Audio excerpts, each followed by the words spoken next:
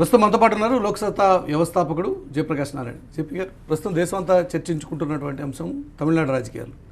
తమిళనాడులో శశికళకి 20 ఏళ్ల తర్వాత శిక్ష పడినందుకు ఆనందపడాలా, లేక 20 ఏళ్ల తర్వాత శిక్ష పడింది అని చెప్పి బాధపడాలా? రెండును లాలూ ప్రసాద్ యాదవ్ మీరు చూడండి, ఆ దాణా స్కామ్ ఎప్పుడో 1990 ప్రారంభంలో వచ్చింది. శిక్ష పడినట్టు పడింది. మళ్ళీ ఆయన జైలుకి వెళితే జయలలిత గారిలాగా ఆయన భార్యను పెట్టాడు. జైలుకి వెళ్ళి చివరి శిక్ష పడిన తర్వాత కూడా మళ్ళీ బయటకు వచ్చి పార్టీని నడుపుతున్నాడు. అంచేత తమిళనాడు కావచ్చు, లేకపోతే బీహార్ కావచ్చు, మరో చోట కావచ్చు, మనకి ఈ దేశంలో చట్టం అన్నది నన్నేమన్నా చేస్తుందన్న భయం, డబ్బు అధికారం ఉన్నవాడికి ఏమీ లేకుండా పోయింది, చట్టబద్ధ పాలన లేకుండా పోయింది. కానీ కనీసం ఈ పార్టీనా కూడా కొంత జవజవాలు ఇంకా బతుకున్నాయంటే జనానికి రేపు ఎవరికైతే రేపైనా బాగుపడుతున్న ఆశ ఉంది. కానీ 20 ఏళ్ల పాటు జయలలిత అనుభవించాల్సిన పదవులన్నీ కూడా అనుభవించి చేయాల్సిన రాజకీయం అంతా చేసి చివరికి ఆ మరణం తర్వాత శిక్ష పడితే ఇదొక మిగతా వాళ్ళకి ఆదర్శం అయ్యే ఆస్కారం లేదంటే? మురళి గారు, దీన్ని వ్యక్తిగతంగా మనం భావించకూడదు. ఎందుకంటే పట్టుబడ్డ ఒక లాలూ యాదవ్, జయలలిత మాత్రమే అవినీతి కోపంలో ఇరుక్కుపోయారని మిగతా వాళ్ళంతా నీతిమంతులను మనం అనుకోవాల్సిన అవసరం లేదు. దీన్ని వ్యవస్థ అంశంగా మనం భావించాలి. ఏ రకమైన కేసులు లేకుండా, ఏ శిక్షలు లేకుండా వేరే వ్యవహారం చేస్తున్న వాళ్ళు మన చుట్టూ బోళ్ళంతమంది రాజకీయంలో ఉన్నారు ఇప్పుడు. అంచేత జయలలిత గారు కొంతకాలం రాజకీయంలో ఉండి ఆవిడ శిక్ష పడ్డా కూడా పదవి అనుభవించిందని చెప్పి అన్నది మనం బాధపడాల్సిన అవసరం లేదు. వ్యవస్థ అనేది దీన్నే ఒక ఆదర్శంగా రాజకీయ నాయకులు తీసుకునేటువంటి ఆస్కారం ఉండదంటారా? మీరే పదే పదే మాట్లాడుతుంటారు కదా, రాజకీయాల్లో అవినీతి ఉండకూడదు, రాజకీయాలు అవినీతి రెండు వేరువేరుగా ఉండాలి అని చెప్పి అంటుంటారు. మీరు చెప్పింది మామూలు పెద్ద లోకజ్ఞానం లేని చిన్నపిల్లలు సైతం ఒప్పుకుంటారు, దానిలో అనుమానం లేదు. కానీ మన వ్యవస్థ ఎట్లా ఉందంటే వ్యక్తిగతంగా ఒకవేళ నిజాయితీగా ఉన్న మన్మోహన్ సింగ్ గారు వ్యక్తిగతంగా నిజాయితీపరుడు, నరేంద్ర మోదీ గారు వ్యక్తిగతంగా నిజాయితీపరుడు. అయినా కూడా ఇవాళ రాజకీయం అనే ఊబిలో అవినీతిని చుట్టూ చూసి కూడా ఏదో రకంగా ప్రత్యక్షంగానో పరోక్షంగా ప్రోత్సహించకుండా రాజకీయం కొనసాగే పరిస్థితి. కాబట్టి నేను కోరేది ఏంటంటే వ్యక్తుల మీద సరే జరగాలి తప్పదు, కానీ దాని మీద పెద్దగా మనం భారం వేయకుండా, దాని గురించి పట్టించుకోకుండా ఎందుకు ఇట్లా జరుగుతుంది. లాలూ ప్రసాద్ యాదవ్ రాజకీయంలోకి వచ్చిన నాడు మరి జయప్రకాష్ నారాయణ అనుచరుడిగా, పాట్నా యూనివర్సిటీ స్టూడెంట్స్ లీడర్గా, అవినీతి వ్యతిరేక పోరాటంలో యోధుడిగా వచ్చాడు. ఆయన మొట్టమొదటి ముఖ్యమంత్రి మీ పత్రికల్లోనే ఆయన గురించి ఎంతగా ప్రస్తుతించారో మీకు గుర్తుండకపోవచ్చు, మీరు ఇంకా చిన్నపిల్ల అంటారు, నాకు బాగా గుర్తప్పుడు. మరి అలాంటి లాలూ యాదవ్ ఎందుకు అట్లా అయిపోయినాడు? జయలలిత గారు ఒక సందర్భంలో ఉదాహరణ నాకు ఎవరో చెప్పారు, ఒక తల్లి ప్రసవ వేదన పడుతూ ఉండగా గవర్నమెంట్ ఆసుపత్రిలో చనిపోతే, ఇవాళ రోజున నేను ఒక డాక్టర్గా చెప్తున్నాను, ఈ కాలంలో ఒక తల్లి గర్భస్థ మహిళ గర్భం కారణంగా, ప్రసవ వేదన కారణంగా చనిపోవడం ఉండకూడదు నాగరిక సమాజంలో. ఆవిడ చనిపోతే ఈవిడ బ్రహ్మాండంగా చెల్లించి డిఎంహెచ్ఓ దగ్గర నుంచి కింద డాక్టర్ దాకా అందరినీ కూడా వెంటనే సస్పెండ్ చేసింది. అంటే ఇది జరగకపోతే ఎట్లా నాకు కసి ఆవిడలో కనిపించింది.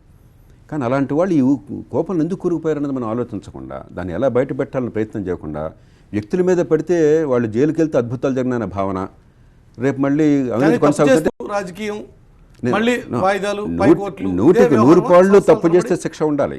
కానీ నేను చెప్పేది రెండు వేరువేరుగా చూడండి. ఒకటేమో రాజకీయాన్ని ఈ అవినీతి ఊబిలోంచి గట్టెక్కించడం ఎట్లా వ్యవస్థీకృతంగా, రెండు చట్టబద్ధ పాలన ఇచ్చి సకాలంలో అందరికీ న్యాయం అంది ఏర్పాటు చేయడం ఎట్లా, కలగలిపితే మనకు చివరికి ఏది గందరగోళం అయిపోతుంది. సార్, ప్రస్తుతం ఉన్నటువంటి ఈ తమిళ సంక్షోభం, రాజకీయ సంక్షోభం పళనిస్వామి బల నిరూపణతో ఇక సమస్య పోతుంది అని చెప్పి మీరు అనుకుంటారా? సమస్య పోకపోవచ్చు. ఎందుకంటే ఎమ్మెల్యేలు ఎలాగైనా సరే ఉడుం పట్టుబట్టి 4 ఏళ్ళు కొనసాగాలని చూస్తారు. మొన్నే 15-20 కోట్లు ఖర్చు పెట్టిన వాళ్ళు సహజంగానే 5 ఏళ్ళు కొనసాగాలన్న కోరిక వాళ్ళకి. ఇప్పుడు ఏమన్నా ఒడిదుడుకులు వస్తే అసెంబ్లీ డిజాల్వ్ అయిపోతుంది, మధ్యంతరానికి వస్తాయని భయం, డబ్బు సంచుల ప్రభావం. శశికళ గారు జైల్లో ఉన్నా కూడా ఆవిడ ఒక లాలూ యాదవ్ కంటే ఎక్కువ శాసిస్తున్నట్టు కనిపిస్తుంది ఆ పార్టీని. మరి మూడోదేమో ఈ 4 ఏళ్ళు కేవలం పదవుల్లో ఉండటం కాకుండా బోల్డంత డబ్బులు సంపాదించే అవకాశం ఉంటుంది. జనమే అనుకుంటారు మనకు ఎంత భావం ఉంది. కానీ ప్రజల్లోనే బోల్డంత వేడి కనిపిస్తుంది. ముఖ్యంగా పట్టణ ప్రాంతాల్లో, మీడియాలో, మధ్యతరగతిలో చాలా కసి, వేడి కనిపిస్తున్నారు. అంటే మిమ్మల్ని పూర్తిగా ద్వేషించేటువంటి ప్రజలు ఉన్నప్పుడు మీరు వాళ్ళ తరపున ప్రతినిధులుగా ఉండి అక్కడ రాజ్యం చేయడం అని చెప్పంటే అంత తేలికైన విషయం కాదు. మనం ఇవాళ సినికల్ సమాజంలో ఉన్నాం. కానీ ఈ సమాజంలో కూడా రాజ్యంలో ఉన్న వాళ్ళని పూర్తిగా ప్రజలు ద్వేషిస్తే అది ఎల్లకాలం నడవడం కష్టం. కాబట్టి నేను అనుకోవటం చాలా ఒడిదుడుకున్నట్టు తమిళనాడులో. సో అల్టిమేట్గా శశికళ అయితే ఏంటి, పళనిస్వామి అయితే ఏంటి అనే అభిప్రాయం ప్రజానికానికి వచ్చే ఆస్కారం లేదంటారు? వస్తుంది. ఎందుకంటే తమిళనాడులో ఖచ్చితంగా ఇది ప్రభుత్వానికి ప్రజలకి మధ్య ఘర్షణగా వాతావరణం వచ్చింది. మామూలు రాజకీయంలో కాకుండా ఇది అసలు ఈ ప్రభుత్వమే మాకొద్దు, ఇది మాకు సంబంధించింది కాదన్న భావం తమిళనాడు ప్రజల్లో ఉన్నట్టుగా కనిపిస్తుంది. ఇది విపరీతాలకు దారితీస్తుంది. దీంతో పాటుగా ఇటీవల చోటు చేసుకున్న ఒక పెద్ద చాలా కీలకమైనటువంటి అంశం, ప్రధాని తీసుకున్నటువంటి డిమానిటైజేషన్, నోట్ల రద్దు కార్యక్రమం. అదొక పెద్ద ఫ్లాప్ షో అని చెప్పి ఈరోజు విపక్షాలు విమర్శిస్తున్నటువంటి సందర్భంలో మీరు అదే మాట అంటారా? ఆయన దీన్ని ప్రకటించినప్పుడు 100 రూపాయలు మద్దతు ఇచ్చిన వాళ్ళని అవ్వకండి. ఆయన ప్రసంగం పూర్తి కాకుండానే నేను చాలా బలంగా మద్దతు ఇస్తూ ట్వీట్స్ చేశాను. ఎందుకంటే నేను 2 విషయాలు నా మందబుద్ధితో నేను అనుకున్నాను. ఏమని, ఒకటి, మీ దగ్గర 10,000 రూపాయలు నేను డిపాజిట్ చేయమని చెప్పంటే అది నోట్లు చల్లవని, 10,000 రూపాయలు వెంటనే మీకు మళ్ళీ చెల్లె నోట్లు ఇచ్చే ఏర్పాట్లు జరుగుతాయని నేను నమ్మాను. అది చేయకుండా మీకు ఆ నోట్లు తారుమారు చేయడానికి, ఎక్స్చేంజ్ చేయడానికి అవకాశం లేకుండా, దానికి ఏర్పాట్లు చేయకుండా ఉన్న నోట్లు ఆ ఫలంగా రద్దు చేస్తారని నేను ఊహించాలి. అసలు అది నేను ఆనాడు ఎవరిని చెప్తే అసలు నవ్వేవాడిని, ఏం మాట్లాడుతున్నావని, నీకు పరిపాలన తెలియదు అనేవాడిని నేను. అది జరగల. రెండోది, పోనీ తాత్కాలికంగా ఇబ్బంది అయింది, సరిగ్గా చర్యలు తీసుకోవాలనుకున్నా కూడా నల్ల డబ్బు పోవడానికి ఇదేం మంత్రం కాదు. నల్ల డబ్బు ఉత్పత్తి అయ్యేది పద్ధతిని ఆపాలి. రియల్ ఎస్టేట్లో మన రిఫార్మ్స్ తీసుకోవాలి. రియల్ ఎస్టేట్ మనందరూ తెలుసు, మనకి హైదరాబాద్ కావచ్చు, విజయవాడ కావచ్చు, లేకపోతే బెంగళూరు కావచ్చు, బాంబే కావచ్చు, రియల్ ఎస్టేట్లో క్యాష్ అనేది ఎలా ఉందో అందరికీ తెలుసు. అట్లాగే అవినీతి ఎంత విశృంఖలంగా ఉందో, గవర్నమెంట్లో చిన్నవాళ్ళకి ప్రతి పని కావడానికి, పెద్దవాళ్ళేమో డబ్బులు ఇచ్చి చేయించుకోవడానికి ఎలా జరుగుతుందో మనందరికీ తెలుసు. అయితే పీడించి ట్యాక్స్ వల్ల మిగతా వాళ్ళు వసూలు చేయడం ఈ వేళ కూడా జరుగుతుంది. ఇవన్నీ చూసిన తర్వాత కానీ ఈ రోజుకి మోదీ అంటున్నటువంటి అనమాట, ఈ నోట్ల రద్దుని వ్యతిరేకించే వాళ్ళందరూ కూడా కేవలం అవినీతిని సమర్థించేటువంటి వ్యక్తులు అని చెప్పి ఆర్గ్యుమెంట్తో మీరు చాలా ప్రమాదకరమైనటువంటి వాదన. ఒకవేళ మీ విధానం కరెక్ట్ అయినా కూడా మీ విధానాన్ని విమర్శించే వాళ్ళంతా దేశద్రోహులు, అవినీతి పరులు అని చెప్పి అనేది ప్రజాస్వామ్య సమాజంలో చాలా అనారోగ్యకరమైన పరిణామం, చాలా ప్రమాదకరమైన పరిస్థితులు దారితీస్తుంది. మోదీని కొంచెం కొద్ది గొప్ప సమర్థించినటువంటి వ్యక్తుల్లో ప్రారంభంలో మీరు కూడా ఒకరు. నేను ఇప్పటికి కూడా ఉన్నంతలో ఆయన వ్యక్తిగతంగా నిజాయితీపరుడు, దేశాన్ని బాగుపడాలని కోరుకుంటున్నవాడు. ఈ 2 విషయం నాకు అనుమానం లేదు. కానీ ఇంగిత జ్ఞానంతో, దూరదృష్టితో చేస్తున్న దాఖలాలు ఇలాంటి విషయాలు కనిపించట్లేదు. 2 కనిపిస్తున్నాయి. ఒకటేమో acts of commission, 2 acts of omission. ఈ నోట్బందీ మిగతావన్నీ ఏర్పాట్లు చేయకుండా ఇదేదో మంత్రంగా భావించడం ఖచ్చితంగా తప్పు. అట్లాగే దేశంలో నిజంగా ప్రగతి, పిల్లలకు ఉపాధి, ఆర్థికంగా భవిష్యత్తు కావాలంటే విద్య, ఆరోగ్యం, తర్వాత పెట్టుబడులకి ఈ లంచాలు లేని వాతావరణం, ఈ 3లో కూడా ఈ ప్రభుత్వం మొదటి 2లో అసలు ప్రయత్నం కూడా జరగలేదు. 3వది ప్రయత్నం జరిగినా కూడా ఫలితాలు రాలేదు. దీంతో పాటుగా తెలుగు రాష్ట్రాల్లో పరిస్థితి ఏంటి? తెలుగు రాష్ట్రాల్లో రాజకీయాల మీద ప్రస్తుతం జరుగుతున్నటువంటి పరిణామాల మీద కూడా ఎన్కౌంటర్లో లోక్సత్తా వ్యవస్థాపకుడు జయప్రకాష్ నారాయణ సమావేశం. తెలుగు రాష్ట్రాల పరిస్థితి చూసుకుంటే 2 తెలుగు రాష్ట్రాల్లో కూడా ఈరోజు మళ్ళీ తిరిగి అవే ప్రభుత్వాలు అధికారంలోకి వస్తాయి అనేటువంటి ఒక నమ్మకంతో చాలా ధీమాగా ఉన్నాయి. మీకు అనిపిస్తుంది అలాగే? నేను చెప్పలేను, ఎందుకంటే ఎన్నికల్లో ప్రజలు నిర్ణయిస్తారు. ఆనాటి పరిస్థితి ఉంటుంది అనేది 2 ఏళ్ల కాలం. రాజకీయాల్లో ఒక వారమే చాలా దీర్ఘకాలం, 2-3 ఏళ్ళు మనం ఊహించలేని కాలం. కాబట్టి దాని గురించి మనకు పెద్ద ముఖ్యం కాదు. ఎవరు వచ్చినా కూడా నేను చూసేది ఎవరున్నారని కాదు, ఏం జరుగుతుంది చెప్పాలి. ఆ రకంగా చూస్తే కొంత మంచి ఉంది, కొంత చెడు ఉంది. మంచి ఏమిటంటే కనీసం అదివరకు హైదరాబాద్ మీద దృష్టి పెట్టినటువంటి 2 రాష్ట్రాలు, అదే ఉమ్మడి రాష్ట్రం, ఈవేళ కాస్త జిల్లాల మీద, పట్టణాల మీద, మిగతా అంశాల మీద దృష్టి పెడుతున్నారు. రెండో మంచి ఏంటంటే ఈ 2 రాష్ట్రాలు కూడా విడిపోవాలా వద్దా అని చాలా కుమ్మురాటం జరిగినా కూడా ఈవేళ తెలుగు ప్రజలుగా మనం మొత్తం చూస్తే పూర్వం కంటే మనకి ఎక్కువ వస్తుందా తక్కువ రావట్లేదు. కొత్తగా ఎన్నో సంస్థలు కానీ, విద్య, ఆరోగ్య సంస్థలు, ఢిల్లీ నుంచి కొంత నిధులు, మౌలిక సదుపాయాలు, ఈ రెవెన్యూ డెఫిసిట్ కోసం చెప్పిన డబ్బులు, ఇవన్నీ మొత్తం మీద మనం అదివరకు 100 ఉంటే ఇప్పుడు 110, 115 వస్తుంది. ఆ మేరకు మనం లాభపడ్డట్టు లెక్క. ఇక చెడు ఏమిటంటే గతంలో ఉన్న రాజకీయం, అలాంటి పద్ధతులు ఏమాత్రం మార్పు లేకుండా కొనసాగుతున్నాయి. వంశపారంపర రాజకీయం, వ్యక్తి రాజకీయం, అవినీతి రాజకీయం, ఒక అధికారం ఉంటే అంతా మాదే అని చెప్పిన భావం, అధికారం లేకపోతే అంతా మునిగిపోయిందన్న భావం, అలాంటి రాజకీయం కొనసాగుతుంది. పెద్ద ఆశ్చర్యం లేదు దీనిలో. దేశవ్యాప్తంగా జరుగుతున్న ఒక పెద్ద చర్చ జమిలీ ఎన్నికలు. ఏపీ గురించి మాట్లాడదాం. అంతకంటే ముందు 2 ఎన్నికలు ఏకకాలంలో రావడం వల్ల కొంత సమస్య పరిష్కారం అవుతుంది అని చెప్పి మీరు అనుకుంటున్నారా? ఒకేసారి ఎన్నికలు రావడం వల్ల నేను దానికి వ్యతిరేకం కాదు, కానీ సమస్య పరిష్కారం అవుతుందంటే వాస్తవం కాదు. ఇప్పుడు ఆంధ్రప్రదేశ్, తెలంగాణలో లోక్సభతో కలిసే ఉంటున్నాయి కదా, ఒరిస్సాలో లోక్సభతో కలిసే ఉంటున్నాయి కదా, గతంలో కర్ణాటక లోక్సభతో కలిసే ఉంది కదా. ఏం అద్భుతాలు జరిగినాయి కనుక. మన దేశంలో ఏంటంటే ఒక చిన్నదేదో తీసుకొచ్చి దీన్ని అద్భుతంగా చూపెట్టేసి ఒక 3-4 ఏళ్ల పాటు దాని మీద నడిపేసి అది అయిపోయినాక అంతా హతాశనం అయిపోయి, నిరాశపడిపోయి, మళ్ళీ ఒక 3-4 ఏళ్ల పాటు మన ఆందోళన పడిపోయి మళ్ళీ ఇంకొక చిన్నది తీసుకొచ్చి ఇలా మనం చాలా గందరగోళం చేస్తున్నాం. ఇది ఒక్కసారి ఎన్ని తిరగడం నేను పూర్తిగా అనుకోలేం, నష్టమే లేదు. కానీ దానివల్ల అద్భుతాలు జరుగుతాయి అనుకుంటే అంతకంటే పొరపాటు మరొకట్లేదు. రైట్. ఏపీ విషయాన్ని తీసుకుంటే ఏపీలో ఒక కొత్త రాజకీయ శక్తి పవన్ కళ్యాణ్ రూపంలో రాబోతోంది అనేటువంటి ఒక చర్చ ఉంది. పవన్ రావడం వల్ల ఏపీలో కొన్ని మార్పులు వస్తాయని చెప్పి మీరు అనుకుంటున్నారా? చూద్దాం. ఇప్పుడు పవన్ కళ్యాణ్ వ్యక్తిగతంగా కాస్త మనసున్న మనిషిని చెప్పి అందరికీ ఒక భావం ఉన్నది, నాకు కొంత పరిచయం ఉన్నది. ఆయనేమి దేశాన్ని దోచుకోవాలని చెప్పాను, లేకపోతే ఏదో రకంగా అధికారం పొందాలన్న ఆలోచన కాకుండా సమాజం బాగోలేదన్న తపన మనసులో ఉంది. కానీ ఆ తపనతో పాటు దూరదృష్టి, ఒక స్పష్టమైన ఎజెండా, ఈ రాజకీయాన్ని మార్చడం కోసం ఒక వ్యూహం, దీర్ఘకాలిక వ్యూహం, నేను నా చుట్టూ ఉన్న వాళ్ళకంటే నా జాతి భవిష్యత్తు ముఖ్యమైన. మీరు మాట్లాడే మాటలకి పవన్ మాట్లాడే మాటలకి కొంత భావసారూప్యత ఉంది అని చెప్పి అనుకోవచ్చు. ఎందుకంటే పవన్ కూడా అల్టిమేట్గా చెప్తున్నటువంటి మాట, రాజకీయాల్లో అంతిమ లక్ష్యం అధికారమే కాకూడదు అని చెప్పి మీరు పదే పదే అదే మాట చెప్తుంటారు. కొంచెం మీ ఆలోచనలు కలిసాయని చెప్పి అనుకోవచ్చు. అప్పుడు పవన్ మీరు నేను అనే కాదు, దేశంలో కాస్త మనసుండి ఈ పరిస్థితులు బాగుపడాలి, ఈ ప్రజాస్వామ్యం బాగుపడాలి, మనం గర్వించే సమాజం కావాలని కోరుకున్నారు అందరూ ఒకే భాష మాట్లాడతారు. ఇప్పుడు తమిళనాడులో సిద్ధార్థ్ ఉన్నారు, సినీ యాక్టరు, అరవింద స్వామి అన్నారు, కమల్ హాసన్ ఉన్నారు, అందరూ ఇదే భాష మాట్లాడుతున్నారు. కాబట్టి దానికి మనం పరిచయం కావక్కర్లేదు, ఒకళ్ళొకళ్ళు తెలియని కూడా అవసరం లేదు. మనం ఈ దేశంలో పరిస్థితులు చూస్తే కాస్త మనసున్న ప్రతి ఒక్కళ్ళలో కూడా ఇది కాదు, ఇంకో సమాజ నిర్మాణం కోసం రాజకీయ వేదిక కావాలి, ఇవాళ సమాజాన్ని నాశనం చేయడం కోసం రాజకీయ వేదిక కావాలనే భావం అందరిలో ఉంది. కాబట్టి చాలా సందర్భాల్లో మన భాష కానీ కొంత ఆలోచన ఒకే రకంగా ఉండొచ్చు. అది అవసరం, కానీ అది చాలదు.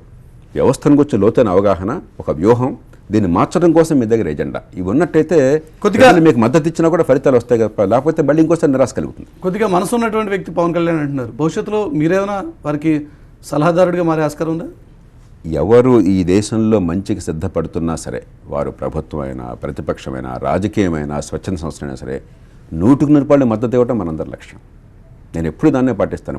దేశంలో ఎక్కడ ఎవరు మంచి చేస్తున్నా కూడా నేను వాళ్ళు పిలిస్తే డైరెక్ట్గానే అడిగితే ఈరోజు లోక్సత్తాని ఆల్రెడీ యాక్టివ్ పాలిటిక్స్ నుంచి తప్పించారు, పాలిటిక్స్లో లోక్సత్తా ఉండదు, పార్టిసిపేట్ చేయదు అన్నారు. ఇప్పుడు భవిష్యత్తులో జయప్రకాష్ నారాయణ పవన్ పార్టీలో చేరే ఆస్కారం ఉందా? నేను ఇంకో పార్టీలో చేరడానికి సమస్య ఎక్కడ ఉత్పన్నం అవుతుంది? అసలు వారికి సలహాదారుడుగా దేశం మారాలి అని చెప్పంటే దానికి సలహా ఎవరికి ఇవ్వడానికి సిద్ధం. చంద్రబాబు నాయుడు గారు కోరితే, కేసీఆర్ కోరితే, నరేంద్ర మోదీ కోరితే, మరొకరు కోరితే, దేశం మంచి కోసం నిజంగా మంచి మనసుతో వాళ్ళు ఏం చేద్దామని అడిగితే తప్పకుండా చేతనంది మనం చెప్తాం, వింటారు వాళ్ళ ఇష్టం. ఇప్పుడున్న పరిస్థితుల్లో పవన్ కళ్యాణ్ ఒక ప్రత్యామ్నాయ రాజకీయ వ్యక్తిగా శక్తిగా ఎదిగే ఆస్కారం ఉందని మీకు నమ్మకం కలుగుతుందా? ఓవైపు తెలుగుదేశం, మరోవైపు జగన్ పార్టీ, చెప్పలేము. మూడో ప్రత్యామ్నాయంగా పవన్ ఉద్భవించే ఆస్కారం ఉందా? ఇప్పుడు దేశంలో కాంగ్రెస్కి ప్రత్యామ్నాయంగా రెండో పార్టీ రావడం అనేది చాలా ఆలస్యమైనా కూడా జరిగింది. ఎందుకంటే ఒక పార్టీ ఎప్పుడు కూడా రాజకీయంలో మనం సహించలేం దాని గుత్తాధిపత్యాన్ని. అందుకనే చాలా ఏళ్ళు బట్టిన 83లో ఎన్టీ రామారావు గారు వచ్చినప్పుడు అన్ని శక్తులు ఏకమైనాయి. అలాగే తమిళనాడులో మొట్టమొదటిగానే 67లోనే డిఎంకే ద్రవిడవాదము, తర్వాత హిందీ భాషలతో కూడా చెప్పని వాళ్ళు వచ్చారు. కానీ ఒక పార్టీ వచ్చాక ప్రత్యామ్నాయంగా రెండు పార్టీలు బాగా బలంగా రాజకీయంలో పాతుకుపోయాక మూడో పార్టీ ఒక్కరోజు రావడం మనం పెద్ద ఆశించకూడదు. జరగవచ్చు కొన్ని సందర్భాల్లో, దానికి చాలా అసాధారణ పరిస్థితులు కలిసి రావాలి, దీర్ఘకాల పోరాటం అవసరం కావచ్చు. గతంలో ఉన్నటువంటి ప్రజారాజ్యం పార్టీ కావచ్చు, లేక ఇప్పుడు ఉన్నటువంటి జనసేన పార్టీ కావచ్చు, ప్రత్యామ్నాయాలు తెలుగు రాష్ట్రాల్లో ఎందుకు ఉద్భవించటం లేదు అంటే? రెండు పార్టీలు పాతుకుపోయినప్పుడు మన ఎన్నికల వ్యవస్థ మూడో పార్టీని సహించదు. ఒక ఓటు ఎక్కువ వస్తే గెలుపు, ఒక ఓటు లేకపోతే వీడు, ఏదో ఒకటి. అదే అందుకనే ఏదో ఒక పార్టీ అంతర్ధానం అయిపోతే, ఒక పార్టీ చచ్చిపోతే ఏ కారణంగా అసాధారణ రాజకీయ పరిస్థితుల్లో అప్పుడు ఇంకో పార్టీకి అవకాశం వేగంగా వస్తుంది, లేకపోతే అంత తేలికైన విషయం కాదు. ఇప్పుడు పవన్ కళ్యాణ్ విషయంలో కూడా అటువంటి ప్రతిబంధకాలు ఉంటాయని చెప్పి అనుకుంటున్నారా? ఎవరికైనా ఉంటాయి. పవన్ కళ్యాణ్ అది వ్యక్తిని గురించి కాదు, అది మన వ్యవస్థ చాలా పూర్తిగా ఘనీభవించిన వ్యవస్థ. మన ఎన్నికల వ్యవస్థ ఏమో మీకు 30-40% ఓట్లుంటే మీకు అవకాశం ఉంది, ఎలాంటి దరిద్ర పార్టీ అయినా సరే. మీరు 5-10% ఉండి జనం మనసులో గూడు కట్టుకున్నా కూడా మీకు అవకాశం లేదు. ఇన్ని అంశాల మీద స్పష్టమైనటువంటి అభిప్రాయం ఉన్నటువంటి జయప్రకాష్ నారాయణ రాజకీయాల్లో ఎందుకు సూట్ కాలేకపోయారు? ఈ అంశం మీద కూడా ఎన్కౌంటర్లో సమాధానం చెప్పారు. ప్రతి విషయం మీద చాలా స్పష్టమైనటువంటి విస్పష్టంగా మాట్లాడేటువంటి జయప్రకాష్ నారాయణ రాజకీయాల్లో మాత్రం ఎందుకు సెట్ కాలేదు అంటే? రాజకీయాన్ని మనం సమాజం నుంచి వేరు చేయకూడదు మురళి. మనకి ప్రజాస్వామ్యం అనేది వయోజన ఓటు అని చెప్పి అనేది నిజంగా మన దేశ ప్రజల్ని మనం దాన్ని తయారు చేయకుండా, దాని తగ్గ ఏర్పాట్లు చేయకుండా ఒక్కసారి మనం ఇచ్చేసాం. మనం అక్కడి నుంచి ఏంటంటే మన గొప్ప ప్రజాస్వామ్యాన్ని భ్రమిస్తున్నాం.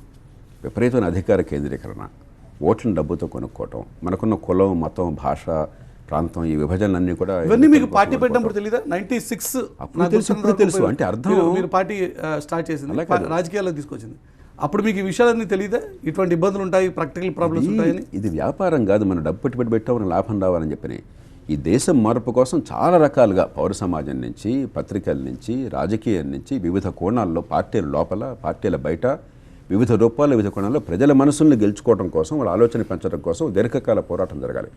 దానిలో ఇవన్నీ ఒక భాగాలుగా భావించాలి తప్ప ఏదో ఒక అడుగేసాం టక్కన పేలిపోయిందని చెప్పినది జరగాలి. అలా జరగదు. రాజకీయాలు ప్రపంచంలో ఎక్కడ జరగల. లోక్సత్తా ఒక వ్యవస్థగా ఉన్న రోజుల్లో చాలామంది గౌరవించారు, చాలా మంచి పని చేస్తున్నారు, సంస్కరణల కోసం మీరు చేస్తున్న ప్రయత్నాలు బాగున్నాయన్నారు. కానీ మీరే రాజకీయాల్లోకి వచ్చేసరికి మీకు ఎవరు ఓటేయలేదు. ఎక్కడ తేడా ఉంది అంటే ప్రజలు మనసులో కోరుకునేదానికి, మీకు ఇచ్చే గౌరవానికి, కొన్ని భావాల పట్ల అనుకూలతకి, ఓటుకి అంత ప్రత్యక్ష సంబంధం లేదు మన వ్యవస్థలో. ఈ రెండుకి మధ్య చాలా స్పష్టంగా అగాధం ఉన్నది. అదే అంటారు, జేపీని గౌరవిస్తాం కానీ జేపీకి ఓటు వేయమనే. ఎందుకంటే ఇది ప్రజలు నేను తప్పట్టను. ఒకటి ఎన్నికల వ్యవస్థ. ఇప్పుడు మీకు ఓటేస్తే నాకెవడో ఒకడు ఉన్న రాజకీయంలో ఇద్దరిలో ఒకడు ఉన్నంతలో వాడు బెటరు, అంతకంటే ముఖ్యం వీడు చాలా దరిద్రం, వీడు రాకూడదు నా మనసులో ఉంటుంది. మీకు ఓటేస్తే పొరపాటున వీడొచ్చేస్తాడేమో, వాడి దరిద్రుడైనా కూడా వాడి బెటర్ వీడి కంటే, కాబట్టి ఈయన మంచోడైనా ఈయన ఓటేయకూడదు. ఇది మన దేశంలో జరిగే రాజకీయం. కానీ ఎన్నికల వ్యవస్థ ఒకటి. రెండవది, అంతకు మించి మనం అధికారాన్ని పూర్తిగా కేంద్రీకరించేసి నా ఓటుకి నా జీవితానికి మధ్య సంబంధం నాకు అర్థం కాకుండా చేశాను. ఇంతకీ అసలు జయప్రకాష్ నారాయణ ప్రజలకు అర్థం కాలేదా? ప్రజలు జయప్రకాష్ నారాయణ అర్థం చేసుకోలేదా? ఎందుకు లోక్సత్తా సక్సెస్ కాలేకపోయింది అంటే? రెండు వాస్తవం కాదు, చరిత్ర క్రమం. సక్సెస్ ఫెయిల్యూర్ అనేది మీరు చూసే కోణం నుంచి ఉంటుంది. అధికారం పొందడమే సక్సెస్, కానీ అధికారం పొందాక దేశాన్ని దోచుకుని దుష్పరిపాలన కొనసాగించడం సక్సెస్ అనుకుంటే నేను చచ్చిన ఆ సక్సెస్ నాకొద్దు. అధికారం ఉన్న లేకపోయినా దేశంలోనూ ప్రజల మనసుల్లో మార్పు తేవడం చెప్పినట్టయితే ఖచ్చితంగా లోక్సత్తా సాధించడం దేశంలో ఇంకెవరూ సాధించాలి. 3 రాజ్యాంగ సవరణలను నేను తీసుకొచ్చాను ఈ దేశంలో. ఏ అధికారం ఉండి కాదు, ఏ ఎంపీ నా దగ్గర ఉండి కాదు. కాదని నేను అంటలేదు. మరి సక్సెస్ అంటే ఏమిటి అంటే, మీరు సక్సెస్ అంటే ముఖ్యమంత్రి, ప్రధానమంత్రి, మంత్రి పదవి ఉంటే సక్సెస్ అంటున్నారు. నేను దాన్ని తిరస్కరిస్తున్నాను. 25 కోట్లు ఖర్చు పెట్టి అసెంబ్లీలో మీరు 10 కోట్లు ఖర్చు పెట్టి అసెంబ్లీ మెంబర్ అయితే సక్సెస్ అనుకుంటే నేను తిరస్కరిస్తున్నాను దాన్ని. దుష్పరిపాలన కొనసాగించిన సక్సెస్ అంటే తిరస్కరిస్తున్నాను నేను. మనకు కావాల్సిన వాడిని ఎస్పీగా, ఎమ్మెల్యేగా, మరి అధికారిగా వేయించుకుని అక్కడ లంచాలు తీసుకోవడం, లేకపోతే పరివేలు చేయడం సక్సెస్ అంటే నేను తిరస్కరిస్తున్నాను దాన్ని.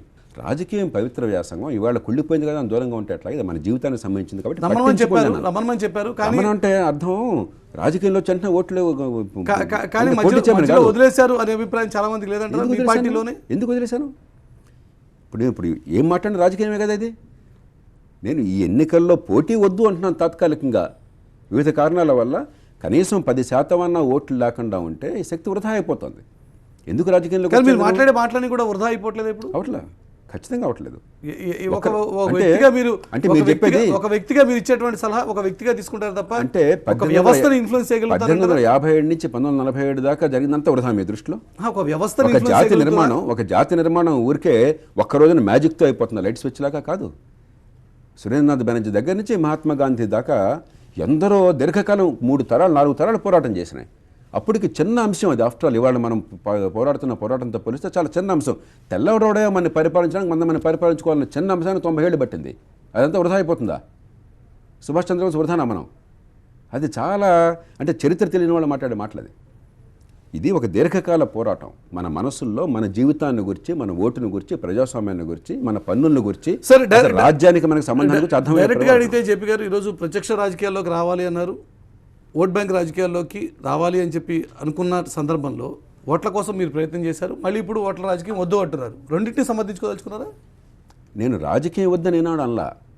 నేను చెప్పిందల్లా ఈ వాదనకి, ఈ దేశంలో ఎవడు అధికారులు ఉన్నాడో దానికంటే ఏం జరగాలి ముఖ్యం, నిర్దిష్టమైన ఎజెండా, రాజకీయంలో మౌలికమైన మార్పు, సమర్థుడు, నిజాయితీపరుడు, అవినీతికి పాల్పడకుండా ఉన్నత స్థానాల్లో కూర్చునే అవకాశము, చెప్పింది చేసే అవకాశము, ప్రజల భవిష్యత్తు మార్చే అవకాశము కావాలంటే ఇవి కావాలి.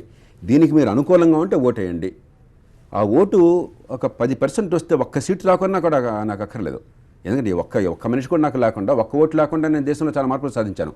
10% వస్తే వీళ్ళందరికీ చూపెట్టి దేశంలో మార్పును వివేగవంతం చేసేవాళ్ళం. అందుకోసం రాజకీయాల్లోకి వచ్చాం. కానీ నా అంచనా ఏమి రుజువైందంటే ఇంకా టైం పడుతుంది దానికని చెప్పాను. కొన్ని నగరాల్లో, హైదరాబాద్ నగరంలో 8-10% వచ్చింది.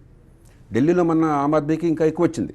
కొన్ని ప్రాంతాల్లో కొన్ని పరిస్థితులు రావడం తప్ప దేశవ్యాప్తంగా మీరు చూసినట్టయితే ఇంకా మనం ప్రాథమిక దశలో ఉన్నాం. ఇంకా కొంతకాలం పడుతుంది. జేపీ గారు, వ్యక్తిగతంగా మీరంటే పైనుంచి కింద వరకు అందరూ గౌరవిస్తారు.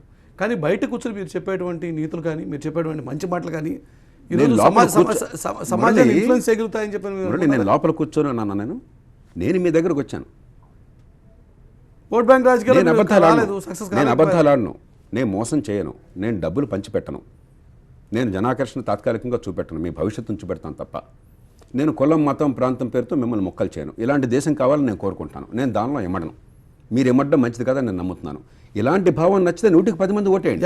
ఎక్కడో ప్రాక్టికల్గా ఆలోచించలేకపోయారు అని చెప్పి అనుకోవచ్చా? ఇది ఇంప్రాక్టికల్ అయితే నేను ఇంప్రాక్టికల్గా ఉంటాను, సంతోషం. కానీ మీరు బయట కూర్చొని చెప్పేటువంటి సలహాలు విని బయట కూర్చోాలో వద్ద ప్రజలు నిర్ణయిస్తారు, నేను కాదు నిర్ణయించాల్సింది. ప్రజలు నిర్ణయించుకున్నారు కానండి, కొంతకాలం కానివ్వండి, ప్రజలు తెలుస్తున్న తర్వాత మన జీవితం అనుభవం నుంచి పాఠాలు. అందుకోసం ఇప్పుడు నేను చెప్తున్నటువంటి మాటలు, ఇప్పుడు మీరు చెప్పేటువంటి ఈ మంచి మాటలు విని సమాజంలో మార్పు వస్తుంది, వ్యవస్థలో మార్పులు జరిగిపోతాయని మీరు అనుకుంటారా? మురళి, లోపల లేకుండా మీరు? నేను ఒక చిన్న కథ చెప్తాను మీకు. చాలాసార్లు చెప్పాను బహిరంగ. చరిత్ర అర్థం చేసుకున్న వాళ్ళకి ఈ సమస్యలు ఉండవు. 1919లో ఇగ్నేస్ సెమెల్వేజ్ అని ఒక ఆయన పుట్టాడు యూరోప్లో. ఆయన ఒక డాక్టర్. ఆయన డాక్టర్గా ఒక చిన్న విషయం తెలుసుకున్నాడు. గర్భస్థ మహిళలు గర్భం దాల్చినప్పుడు, పిల్లల్ని కంటున్నప్పుడు ప్రసవం వల్ల 140 మంది యూరోప్లో చనిపోతున్నారు ఆ కాలంలో. అంటే 5 మహిళల్లో 2 మహిళలు చనిపోతున్నారు. అంటే మనం ఊహించనంత భయంకరమైనది. ఆ కాలంలో ఇంకా బ్యాక్టీరియా ఈ గొడవలని తెలియవు. కానీ ఆయనకు అనుభవంతో ఏం చేస్తుందంటే, చేతులు శుభ్రంగా కడుక్కుంటే ఒక మహిళగా సాయం చేసేప్పుడు ప్రసవ సమయంలో, ఆవిడని సాయం చేశాక మళ్ళీ ఇంకో మహిళ దగ్గరికి వెళ్ళే ముందు మళ్ళీ చేతులు శుభ్రంగా కడుక్కుంటే మన సబ్బుకు సమానమైంది ఆ రోజుల్లో అనుకోండి. ఎందుకో తెలియదు దానికి, కానీ 40 మంది చనిపోయేది 100కి ఒకళ్ళిద్దరికి వచ్చేసింది. అంటే 138 మంది బతుకుతున్నారు. ఆయన లోకమంతా కూడా గోడెత్తు కూశాడు. ఆయన కోడే కూశాడు. అయ్యా, డాక్టర్లకి, సమాజానికి కాదు, సామాన్యులకు కాదు చెప్పింది, డాక్టర్లకి, ప్రజల ప్రాణాలు రక్షించే డాక్టర్లకి, చేతులు కడుక్కోండి అయ్యా, ఎందుకు నాకు తెలియదు కానీ జనం బతుకుతున్నారు, మీరు బతికించండి అని చెప్పని. డాక్టర్లు ఏం చేసి తెలుసా, పిచ్చాడయ్యాడు, వీడు మాకు చెప్పేవాడయ్యాడు అని పిచ్చి ఆసుపత్రులు పెట్టారని. అక్కడ దెబ్బల తాళ్ళకి చచ్చిపోయాడు ఆయన. అంటే ఆయన చెప్పింది తప్ప. ఒక తరం కాలంలో ఆయన పోయిన తర్వాత సమాజం మొత్తం మార్గానికి వెళ్ళింది. లూయి పాస్టర్ వచ్చాడు, లిస్టర్ వచ్చాడు, రాబర్ట్ కోక్ వచ్చాడు, ప్రపంచం మారింది. కాబట్టి ఈవేళ సమాజం వెంటనే అర్థం చేసుకోలేదు, పాటించని చెప్పంటే అది అసత్యం కాదు. రేపొద్దున పాటించడమే కాదు, మానవ సమాజం ఎప్పుడు కూడా ముందుకు వెళుతూనే ఉంది. ఎంత వేగంగా వెళ్ళాలన్నది మన తప్పన. ఏంటంటే మనకు అర్థమైంది ప్రజలకు అర్థం కావాలి, ఆ జ్ఞానం వల్ల జనం బాగుపడాలి, జీవితాలు బాగుపడాలని మనకు కోరుకుంటుంది మన పిల్లలు కానీ, మన చుట్టూ ఉన్న సమాజం కానీ, దేశం మొత్తం కానీ. కొన్ని సందర్భాల్లో మనం ఎంత ప్రయత్నం చేసినా ఆ పిల్లలు మన మాట అనకపోవచ్చు, కానీ కాలక్రమేణా వింటారు. మొత్తం మీద ఎప్పటికీ జేపీ ఆశాజీవి అంటారు. 100కి 100 అసలు ఎన్ని ఉన్నా కూడా 30 ఏళ్ల కంటే సమాజం వాళ్ళు అద్భుతంగా ఉంది. కాకపోతే ఇంకా బాగుండాలి, బాగోలేదని బాధ తప్ప 30 ఏళ్ల క్రితం కంటే సమాజం బాగోలేదు ఇవాళ.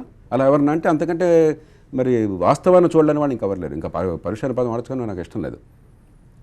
ఖచ్చితంగా మా తండ్రుల కాలం కంటే ఈ కాలం బాగుంది, మా తాతల కాలం కంటే తండ్రుల కాలం బాగుంది, నా కాలం కంటే మా పిల్లల కాలం బాగుంటుంది, వాళ్ళ కాలం కంటే వాళ్ళ పిల్లల కాలం ఇంకా బాగుంటుంది. మరింత వేగవంతం చేయొచ్చు, దానికి మార్గాలు ఉన్నాయి, చేద్దామని మన తప్పనంతే. రైట్ జేపీ గారు, టీవీకి వస్తామని ధన్యవాదాలు. ఎప్పటికైనా సరే ఆశాజీవి జేపీ అంటారు ఖచ్చితంగా. Thank you so much. ఇది జయప్రకాష్ నారాయణతో అనుకోవటం. నెక్స్ట్ వీక్ అనుకోవటం మళ్ళీ కలుసుకుందాం. చూస్తూనే ఉండండి టీవీ 9.